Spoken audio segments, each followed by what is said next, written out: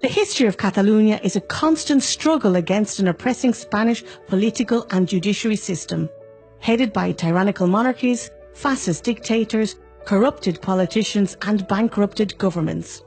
For centuries, the people of Catalonia have attempted to recover the rights and freedoms they lost under Spanish domination, to continue developing a democratic and prosperous society open to the world. Catalonia's privileged location alongside the Mediterranean coast gave birth to a cultural community with an economy mostly based on agriculture, production and trading with other nations. No wonder that Catalonia developed and published the first international maritime law book, which regulated sea trade for more than 700 years, becoming the basis of today's international mercantile law.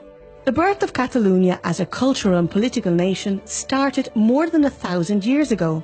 The Catalan flag, first parliament and Catalan constitution are some of the oldest in Europe today.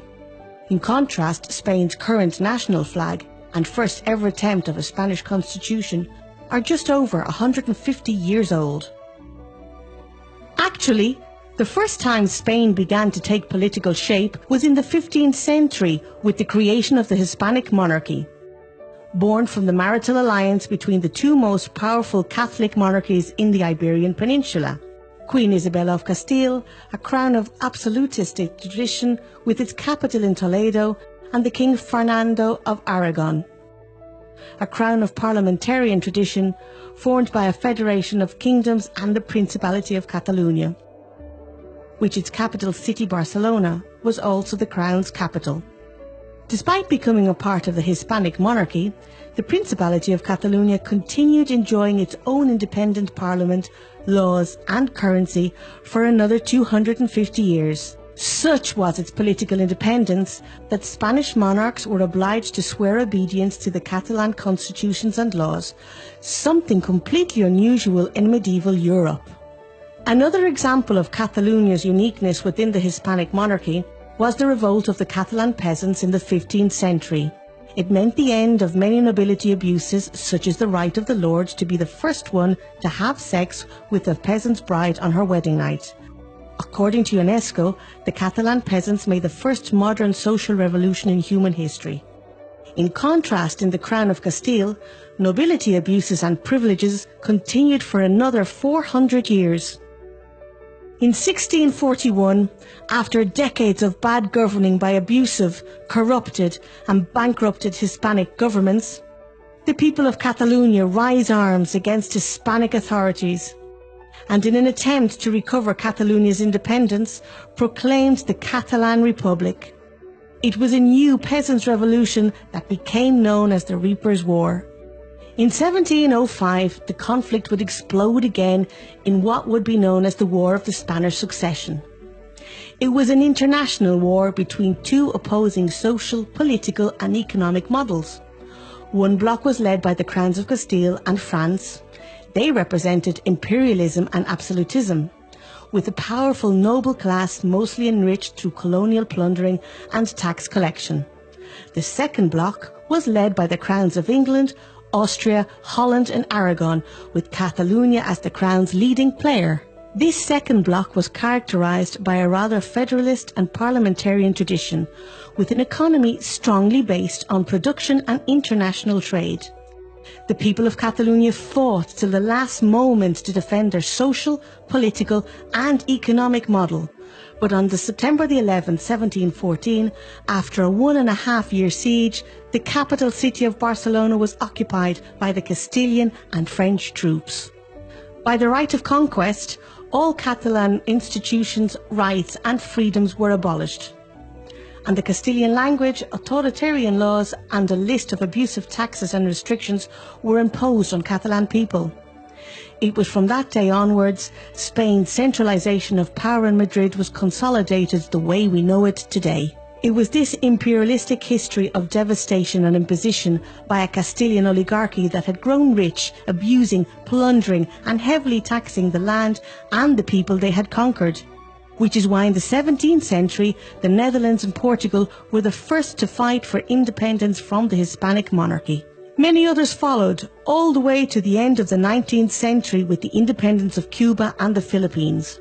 No wonder that many independence movements, such as those of Argentina, Uruguay, Mexico and Colombia, among others, were often led by leaders of Catalan descent.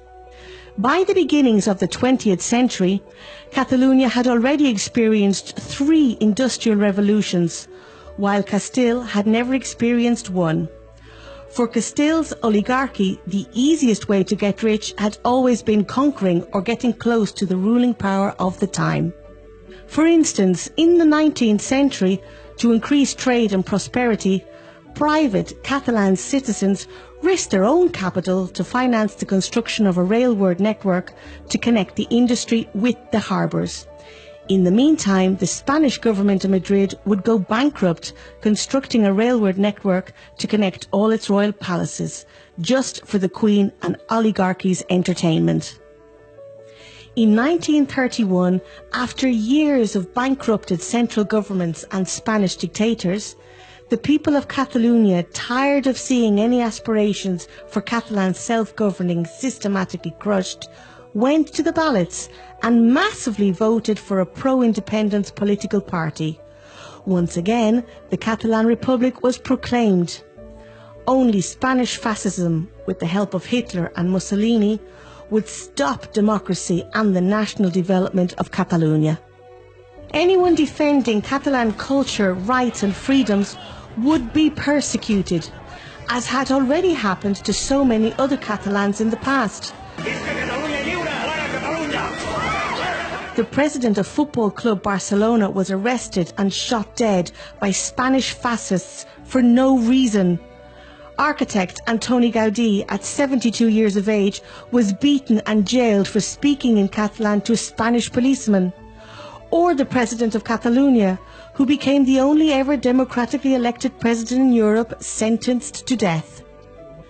After 40 years of General Franco's dictatorship and 40 more of a prearranged democracy by the dictator, history is stubborn and repeats itself. Today's Spanish government and institutions are ruled by the Partido Popular, a political party founded by former members of Franco's fascist regime. Spain leads Europe in political corruption, debt, unemployment, school failure and breaches to European legislation. The Spanish government and judiciary system continues its tax plundering on the Catalan economy, on oppressing Catalan culture and persecuting its elected politicians. For almost 2 decades now, the Catalan community has been asking the Spanish government to invest in connecting our industry and harbours to Europe by train. Instead, the Spanish government has built the world's second largest high-speed passenger network after China, a train system that will never be profitable and has so far only increased Spain's national debt. So the clash between these two cultural, political and opposing economic models continues unsolved.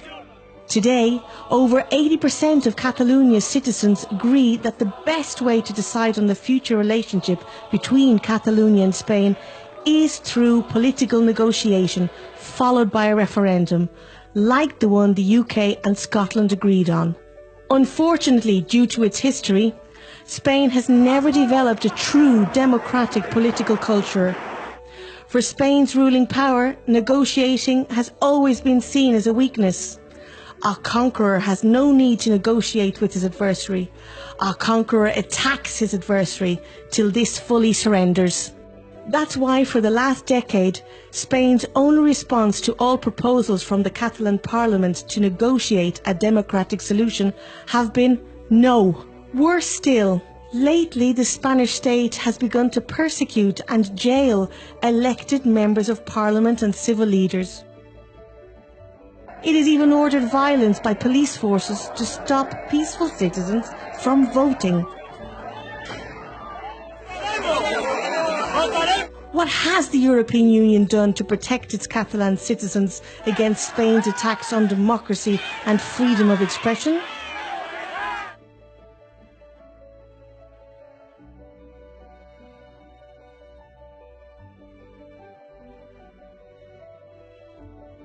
By supporting a democratic solution to this conflict, you are defending basic international human rights. You are helping to build a better Europe and world for all.